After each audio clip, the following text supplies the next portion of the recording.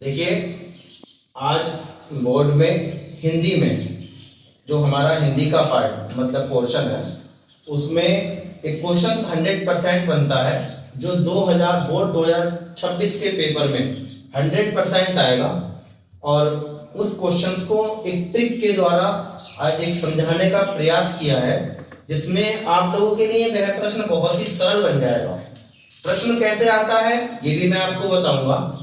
प्रश्न होता है कि छायावादी कवि, आप जानते हैं कि आपकी बोर्ड एग्जाम में हिंदी के द्वारा एक पूछा जाता है कि ऑप्शन में जो 20 विकल्प आते हैं कि निम्न में से छायावादी कवि कौन है।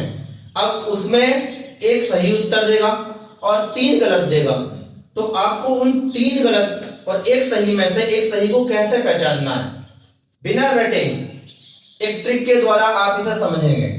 या फिर ऐसा दे सकता है कि निम्नलिखित में से कौन छायावादी कवि नहीं है, तो 3 मान लीजिए उन्हें छायावादी कवि दे दिए और आपको एक नहीं दिया, मतलब 3 छायावादी कवि दे दिए और एक पूछा कि नहीं है, तो 3 सही दे दिए, एक गलत दे दिया, तो वो आपको पहचानना है।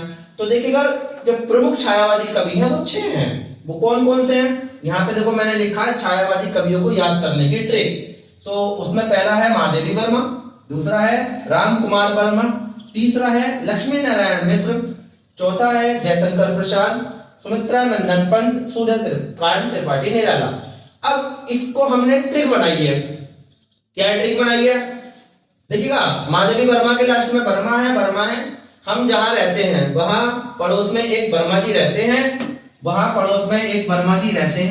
और वर्मा जी के घर आज लक्ष्मी नारायण जी की कथा है, और उस कथा में हम गए हैं तो हमने क्या ग्रहण करा है, प्रसाद ग्रहण किया है, और प्रसाद हमारे मित्र ने भी खाया है और वह प्रसाद बड़ा निराला था। तो अब ये कहानी तुमने अगर बना ली और कहानी याद कर ली तो ये तुम्हें याद करना बहुत आसान हो गया। एक प्रश्न आपका तैयार हुआ, 100% आएगा। आपको सिर्फ पहचानना है कि लास्ट में अगर वर्मा लिखा हुआ है तो छायावादी, लक्ष्मी नारायण लिखा हुआ है तो छायावादी, कथा में क्या मिला प्रसाद तो छायावादी, और मित्र तो छायावादी, और निराला तो छायावादी।